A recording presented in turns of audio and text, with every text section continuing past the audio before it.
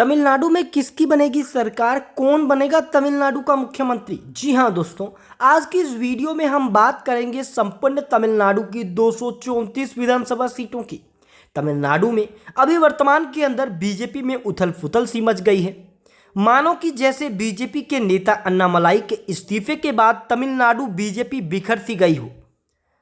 चुनावी रणनीतिकार इसे बीजेपी की बड़ी रणनीति बताते हैं, तो दूसरी तरफ बीजेपी के कुछ बड़े नेताओं का कहना है कि अब अन्नामलाई तमिलनाडु की राष्ट्रीय राजनीति में आएंगे। हालांकि अन्नामलाई को बीजेपी के कुछ नेता और बीजेपी के कार्यकर्ता तो मुख्यमंत्री पद का चेहरा भी मानते थे। हालांकि बीजेपी की तरफ से इसको लेकर अब तक कोई बड़ा बयान नहीं आया है, लेकिन तमिलनाडु बीजेपी अध्यक्ष अन्नामलाई ने इस्तीफा दे दिया है। दोस्तों, सबसे पहले जिले की हम बात करें तमिलनाडु की, तिरुवल्लूर है। 6 सीटों में से 4 सीटें डीएमके कांग्रेस तो 2 सीटें एआईएडीएमके बीजेपी के खाते में। चेन्नई की 22 सीटों की बात करें, 18 सीटें कांग्रेस गठबंधन और बीजेपी गठबंधन 4 सीटें।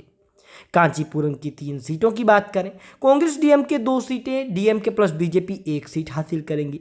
वहीं बात चेंगलपट्ट की 6 सीटों की बात करें, 4 सीटें डीएमके कांग्रेस, एआईएडीएमके बीजेपी 2 सीटें हासिल कर सकती हैं।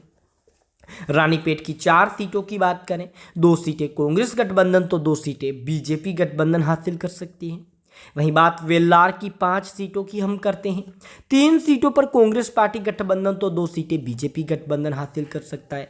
तिरुपत्थुर की 4 सीटों की बात करें, 3 सीटें कांग्रेस गठबंधन, 1 सीट बीजेपी हासिल कर सकती है। वहीं बात कृष्णगिरी की 6 सीटों की करते हैं, 4 सीटें यहां पर कांग्रेस गठबंधन हासिल करेगा तो जहां 1 सीट बीजेपी गठबंधन।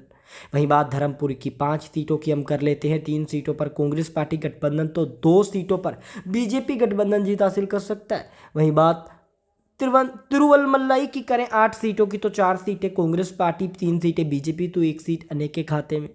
विल्लुपुरम की 7 सीटों की बात करें, 4 सीटें कांग्रेस के खाते के अंदर जा सकती है, 3 सीटें बीजेपी के खाते में। कल्लाकुरुचि की 4 सीटों की हम बात करें, 2 सीटें कांग्रेस पार्टी गठबंधन, 2 सीटें बीजेपी गठबंधन। सेलम की 11 सीटों की हम बात कर लें, 8 सीटों पर कांग्रेस पार्टी गठबंधन, 3 सीटों पर भारतीय जनता पार्टी गठबंधन हासिल कर सकता है। नमक्कल की 6 सीटों की बात करें, 3 सीटें कांग्रेस पार्टी गठबंधन, 3 सीटें बीजेपी गठबंधन के खाते में जा सकती है। वहीं बात इरोड़ की 8 विधानसभा सीटों की करें तो 5 सीटों पर कांग्रेस गठबंधन, 3 सीटों पर बीजेपी गठबंधन हासिल कर सकता है। नीलगिरी की 3 सीटों की हम बात करते हैं, नीलगिरी की 3 सीटें बीजेपी गठबंधन जीत हासिल कर सकता है, डीएमके कांग्रेस का खाता नहीं खुलेगा। तिरुपरूर की यहां पर बात करें, 8 सीटों की तो 5 सीटें कांग्रेस पार्टी, 3 सीटें बीजेपी गठबंधन के खाते में जा सकती है।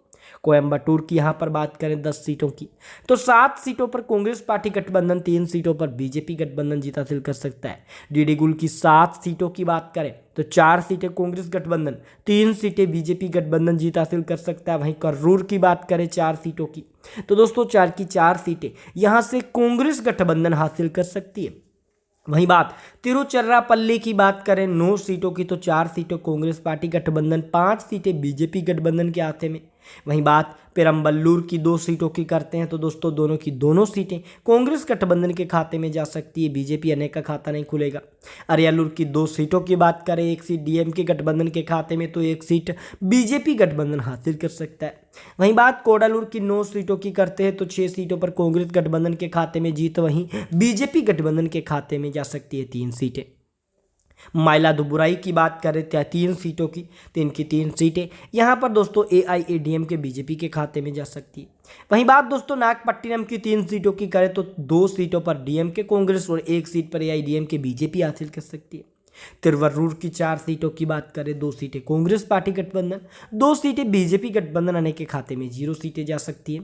तंजावुर की 8 सीटों की हम बात करते हैं, 6 सीटों पर कांग्रेस पार्टी, 2 सीटों पर बीजेपी गठबंधन जीत हासिल कर सकता है। वहीं बात पदुकट्टई की 6 सीटों की करें, 4 सीटों पर डीएमके कांग्रेस, 2 सीटों पर बीजेपी एआईएडीएम के जीत हासिल करेगा। शिवगंगा की 4 सीटों की हम बात करें तो दोस्तों 4 की 4 सीटें यहां पर कांग्रेस गठबंधन हासिल करेगा। वहीं अगर हम बात मदुरई की 10 सीटों की करें तो 6 सीटें कांग्रेस गठबंधन तो 4 सीटें बीजेपी गठबंधन यहां हासिल कर सकता है। वहीं बात थेनी की 4 सीटों की करें तो यहां की 4 सीटें दोस्तों बीजेपी गठबंधन एआईएडीएमके के साथ हासिल कर सकता है। वहीं बात दोस्तों विरुधुनगर की 7 सीटों की करें तो 3 सीटें डीएमके कांग्रेस, 4 सीटें बीजेपी एआईएडीएमके हासिल कर सकता है।